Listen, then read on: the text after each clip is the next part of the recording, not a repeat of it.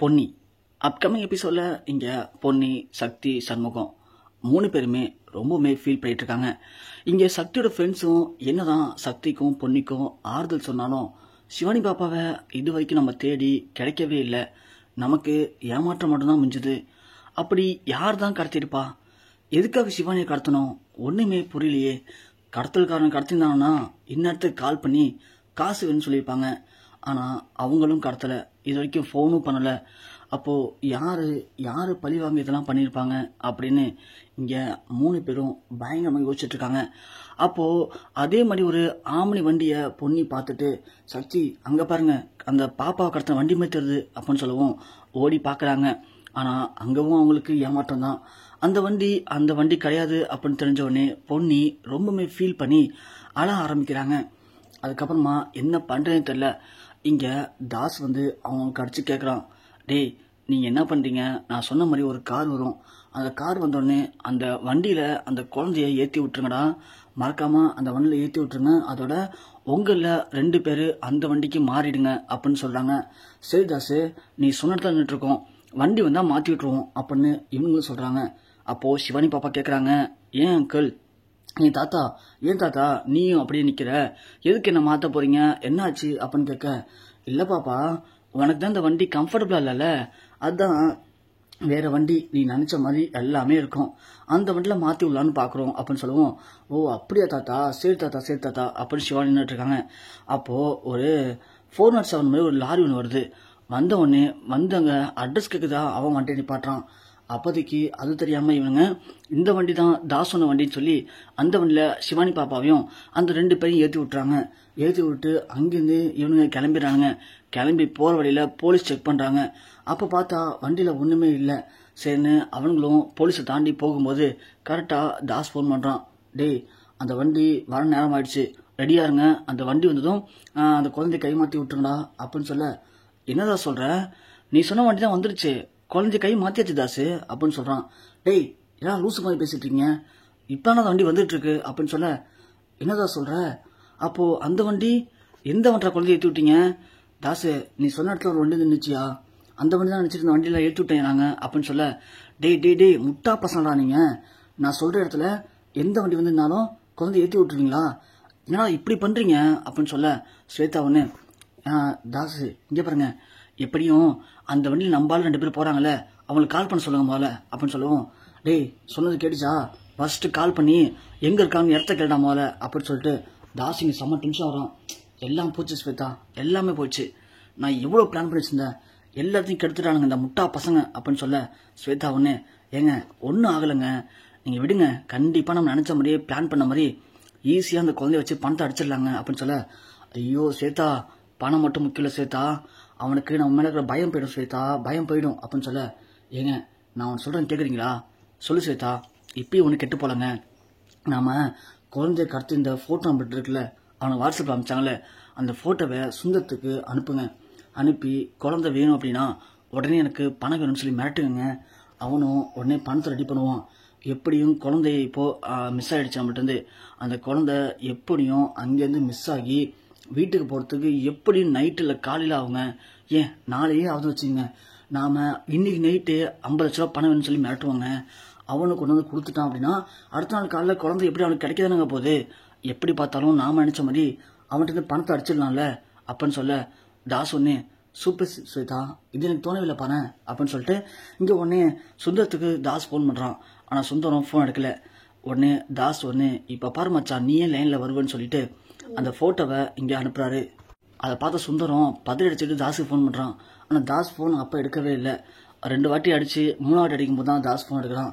சொல்லு மச்சான், என்ன மச்சான் அப்படின்னு கேட்க, தாஸ் என் குழந்தை ஒன்ட்டு தான் இருக்கா, டேய் ஏன்டா என் குழந்தைய கடத்துனீங்க, எதுக்காடா கடத்துனீங்க, ஏன்டா அப்படி பண்ணுற நீனு, உனக்கு என்னடா அந்த 5 லட்ச ரூபா பணம் தான் வேணும், நான் கொடுத்துறேன்டா, என் குழந்தைய ஃபஸ்ட்டு கொண்டு கொடுத்துட்றா, என் பொண்டாட்டி என் குழந்தைய நினச்சி அழுது மயக்கப்பட்டு வந்து ஹாஸ்பிட்டல் சேர்த்துருக்கோண்டா, தாஸ் நான் சொல்கிறது கேளு தாஸ் அப்படின்னு சொல்ல, மச்சான் என்ன மச்சான் இப்படி பேசுகிற, நான் ஃபோன் பண்ணால் எடுக்க மாட்டேன், நீ ஃபோன் அடித்தா மட்டும் பக்கமாக வசனம் பேசுவேன், நான் அதை கேட்கணுமா மச்சான் அப்படின்னு சொல்ல, தாஸ் நீ என் கூட விளையாண்டுட்டு இருக்கிறது செட் ஆகாது தாஸ், வேணாம், என்னை பற்றி உனக்கு தெரியாது தாஸ் அப்படின்னு சொல்ல, மச்சான் சரி மச்சான், அப்போது உன்னை பற்றி நான் தெரிஞ்சுட்டு வந்து கால் பண்ணுவான் மச்சான் அப்படின்னு சொல்ல, தாஸ் தாஸ் தாஸ் தாஸ் நான் சொல்றது கேளு தாஸ், உனக்கு என்ன வேணும் இப்போ? பணம் தானே வேணும், நான் கொடுத்துறேன் தாஸ் அப்படின்னு சொல்ல, சரி மச்சான் எப்போ தர பணத்தை? தாஸ் நான் இப்பயும் ஒன்று ட்ரான்ஸ்ஃபர் பண்ணுறேன், 5 லட்சம் தானே, ட்ரான்ஸ்ஃபர் பண்ணாலும் கேள்வி தரவா அப்படின்னு கேட்டேன். இல்லை மச்சான் 5 லட்சம் ரூபாயா? அது கேட்டு 1 வாரம் ஆச்சு மச்சான், அது இப்போது வட்டி போட்டு குட்டி போட்டு அது இப்போது 50 லட்சமாக அது நிற்கிது மச்சான் அப்படின்னு சொல்ல, என்னதான் சொல்கிற, விளையாடுறியா? 50 லட்சம் தர முடியாது தாஸ் அப்படின்னு சொல்ல, சரி மச்சான் நான் வந்து உன்ட்ட கேட்கலையே எனக்கு பணம் கொடுன்னு சொல்லிட்டு, நீ தானே கேட்டே இப்போ எவ்வளோ வேணும்னு சொல்லிட்டு, நான் சொல்லிட்டேன் கொடுக்கறதும் கொடுக்காதும் ஓவர் இருப்போம் மச்சான், நான் உன்னை கம்பல் பண்ண மாட்டேன் மச்சான், ஃபஸ்ட்டு சொன்ன மாதிரி தான் என்னோட தேவையை உன்ட்ட சொல்லுவேன், அதை தரதும் தராது ஓவர் இருப்போம், இல்லை பழைய மாதிரியே ஒரு நாள் என்ன பண்ண வேண்டிய பண்ணிக்கலான்னு சொன்னால் இப்போ குழந்தைய கடத்துறேன், அப்புறம் குழந்தை கதையை முடிச்சுடுவேன், அவ்வளோதான் மச்சான், என்னால் அது மட்டும் தான் மச்சான் பண்ண முடியும், வேற என்னால் என்ன மச்சான் பண்ண முடியும் அப்படின்னு தாஸ் நக்கலா பேச, சுந்தரவனே தாஸ் இங்கே பார் தாஸ் நீ ரொம்ப பண்ணிட்டு இருக்க அப்படின்னு சொல்ல, மச்சான் இன்னும் பண்ணவே ஆரம்பிக்கல மச்சான், இதுதான் ஆரம்பமே, எந்த பார்க்குறியா அப்படின்னு கேட்க, தாஸ் தாஸ் தாஸ் தாஸ் நான் சொல்கிறது கேளு, நான் சொல்கிறது கேளு, நான் சொல்கிறது கேளு, உனக்கு என்ன இப்போ பணம் தானே வேணும், நான் தரேன், நான் ரெடி பண்ணி தரேன், சரி மச்சான் ரெடி பண்ணு, நைட்டு கால் பண்ணுறேன், நைட்டு தான் கொடுத்தேன்னா குழந்தை கிடச்சிரும், இல்லைனா அப்புறம் நான் பொறுப்பு இல்லை அப்படின்னு தாஸ் போட வச்சிடறான். தாஸ் அப்படின்னு கத்த இங்கே சந்தோஷம் வந்துடுறாரு. என்ன மாப்பிள்ள என்னாச்சு, ஏதோ பணங்கள்னு பேசுனீங்க என்னாச்சு அப்படின்னு சொல்ல, இங்கே தாஸ் சுந்தரம் யோசிக்கிறாரு, நம்மளால் 50 லட்சம் ரெடி பண்ணுறது கஷ்டம், மாமா சொல்ல வேண்டியதான் அப்படின்னு சொல்லிட்டு, மாமா இது மாதிரி தாஸோட பேரை மாற்றி எனக்கு கார்த்தின் ஒருத்தன் ஃபோன் அடித்தான், அவனுக்கு 50 லட்சம் பணம் வேணுமா, பணம் கொடுத்தா குழந்தைய கொடுத்துறேன்னு சொல்லி மிரட்டுறான், இந்த பாருங்க ஃபோட்டோ அனுப்பியிருக்கான்னு சொல்லி சுந்தரம் ஃபோட்டோ காட்ட, உடனே பதறி பண்ண சந்தோஷாகரு, நம்ம போலீஸை சொல்லுவோமா மாப்பிள்ள அப்படின்னு சொல்லுவோம். ஆமாம் போலீஸை சொல்கிறது பிரச்சனை இல்லை மாமா, போலீஸை சொல்லி அந்த விஷயம் அவனுக்கு தெரிஞ்சு ஆல்ரெடி நம்ம கம்ப்ளைண்ட் பண்ணிக்கிறது அவனுக்கு தெரிஞ்சிருக்கு, போலீஸ்கிட்ட போகக்கூடாதுன்னு சொல்கிறான், போய் நம்ம குழந்தைக்கு எதனா ஆயிடுச்சுன்னா என்னமா பண்ணுறது அப்படின்னு நீங்கள் பதறி போக, சரி மாப்பிள்ள நீ வாங்க அப்படின்னு சொல்லிட்டு சந்திரசேகர் வீட்டில் போய் வச்சிருக்க எல்லா பணத்தையும் எடுத்து சுந்தரத்தில் கொடுக்குறாரு. இந்தாங்க மாப்பிள்ள நமக்கு பணம் முக்கியம் இல்லை, சிவானி தான் முக்கியம், பாருங்க மாப்பிள்ள பவானி எப்படி ஆயிட்டான்னு சொல்லிட்டு, நீங்கள் கொண்டு போய் பணத்தை கொடுத்துட்டு சிவானி முதல்ல மீட்டு வாங்க மாப்பிள்ள அப்படின்னு அனுப்பிச்சு வைக்கிறாங்க. இங்கே சுந்தரமும் தாஸ்க்கு கால் பண்ணுறான். இந்த பக்கம் பார்த்தா அந்த 407 ஏறி போன அந்த 2 பேரும் குழந்தைய வச்சுட்டு வண்டியில் உட்காந்துருக்காங்க. வண்டி ஒரு இடத்துல டீ குடிக்கிறதா வண்டியை நிப்பாட்டுறாங்க.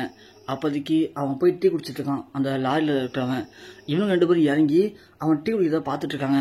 சரிடா குடிச்சு முடிக்க போகிறான், நாம் வண்டியில் ஏறிப்போமான்னு கேட்க, இருடா அடுத்து அவன் எங்கே போவான்னு தெரியாது, அவன் ஃபஸ்ட்டு போய் ஏறட்டும் அப்புறமா நாம் ஏறிக்கலாம் அப்படின்னு கீழே நின்றுட்டுருக்காங்க. இங்கே அவன் வண்டிகிட்ட போகிறான், வண்டிகிட்ட போயிட்டு நின்றுட்டுருக்கான். பார்த்தியா நான் சொன்னல அவன் ஏற மாட்டான்டா, திரும்ப எதனா பண்ணுவான் பாரு அப்படின்னு சொல்லுவோம். டக்குன்னு கதவை வந்து வண்டியில் ஏறும், வண்டியும் எடுத்துடுறாங்க. இவனுங்க வண்டியில் ஏறலான்னு ட்ரை பண்ணும்போது வண்டி ஸ்பீடாக போக ஆரம்பிச்சது. இவங்களால வண்டியில் ஏறவும் முடியல, வண்டியும் மிஸ் பண்ணிடுறாங்க.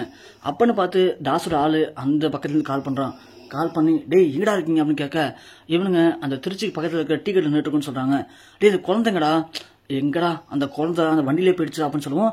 நீங்கள் என்ன வண்டி விட்டு இறங்குனீங்க, டேய் அந்த வண்டியில் இருக்க ஒருத்தவன் டீ விட்டு இறங்கினான்டா, அதனால நாங்களும் இறங்கணும், சரி டீ வாங்கி தருவான்னு நினச்சிட்டு, ஆனால் அவன் எங்களுக்கு கண்டுக்கவே இல்லடா, வண்டி எடுத்து அவங்ககிட்ட போயிட்டான்டா, நாங்கள் இங்கேயே நிற்கிறோம்டா, நீ தாஸுக்கு கால் பண்ணி சொல்லி அவனை வண்டியை நிப்பாட்டிட்டு வண்டிக்கு எடுத்து சொல்லு திரும்ப அப்படின்னு சொல்ல, டேய் முட்டா பசங்களா அது தாசன வண்டியே கிடையாதாண்டா அப்படின்னு சொல்ல, என்ன சொல்கிற அது தாஸ் சொன்ன வண்டி இல்லையா, அப்போ அந்த வண்டி நம்ம வண்டி மாறிடுச்சா, நம்ம குழந்தைய மாற்றி ஏற்றிட்டோம்டா அப்படின்னு சொல்லுவோம். டேய் அந்த வண்டியும் போயிடுச்சுடா அப்படின்னு சொல்கிறாங்க. ஆஹா இப்போ என்ன சொல்கிறதுன்னு தெரியாது தாஸுக்கு அப்படின்னு இவங்க பயந்து போடுறாங்க. உடனே கால் பண்ணி தாஸை சொல்கிறாங்க. தாஸ் பயங்கரமாக கோப்பறான், திட்டுறான், முட்டா பசங்க தானா நீங்களாம் அப்படின்னு சொல்லிட்டு, சரி எது எப்படி இருந்தா சேதா சொன்ன மாதிரி நைட்டு பணத்தை வாங்கிட்டோம்னா குழந்தை எப்படியும் போலீஸ் கையில் கிடச்சிரும், போலீஸ் கொண்டு ஒப்படைச்சிருவாங்க அப்படின்னு சொல்லிட்டு இங்கே தாஸ் முடிவு பண்ணுறான். அதே மாதிரி செக் போஸ்ட்டில் போலீஸ் எல்லா வண்டியும் நிப்பாட்டி செக் பண்ணிட்டு இருக்காங்க. கரெக்டாக பார்த்தா அப்போதைக்கு இந்த வண்டியை செக் பண்ணும்போது சிவனி பாப்பா அந்த வண்டியில் இருக்கிறது கண்டுபிடிச்சிடறாங்க. போலீஸ் ஒன்று அவன் 2 பேரும் அரெஸ்ட் பண்ணி விசாரிச்சா, ஆனால் சிவனி பாப்பா சொல்லுது, இல்லை சார் இந்த அங்கிளுக்கு சம்மந்தமே இல்லை, என்னை கடத்தினது வேற அங்கிள் தான், அவங்களாம் எங்கே போனாங்கன்னு தெரியல, இவங்க யாருன்னு தெரியாது அப்படின்றாங்க. சரின்னு போலீஸும் அவங்கள ரிலீஸ் பண்ணிட்டு இந்த குழந்தைய ஸ்டேஷனுக்கு அழைச்சிட்டு வந்துடுறாங்க. அழைச்சிட்டு வந்துட்டு இங்கே சக்தி சண்முகன் எல்லாருக்கும் இன்ஃபார்ம் பண்ணுறாங்க. அந்த நேரம் பார்த்து சுந்தரமும் பணத்தை கொண்டு போய் தாஸ்ட்டு கொடுக்குறாரு. கொடுக்கும்போது தான் இங்கே தாசு பணத்தை வாங்கிக்கிறான். வாங்கிட்டு அங்கேருந்து கிளம்பிடுறான். இங்கே சுந்தரம் ரிட்டர்ன் ஆகும்போது போலீஸ் வந்து கால் வருது, இது மாதிரி சிவானி பாப்பா கிடைச்சிட்டாங்க அப்படின்னு சொல்லிட்டு இங்கே சுந்தரத்துக்கு அப்பதான் புரியுது, ஒரு வழியா பணத்தை கொடுத்துட்டோம், பாப்பா கிடைச்சிச்சு அப்படின்னு சொல்லி அவனும் யோசிக்கிறான். ஆனால் இங்கே தாசும் பணத்தை வாங்கிட்டு போயிடுறாங்க. இங்கே சிவானி பாப்பா வந்து போலீஸ் ஸ்டேஷன் வந்து எல்லாருமே சிவானி பாப்பா பார்த்து அழுகுறாங்க.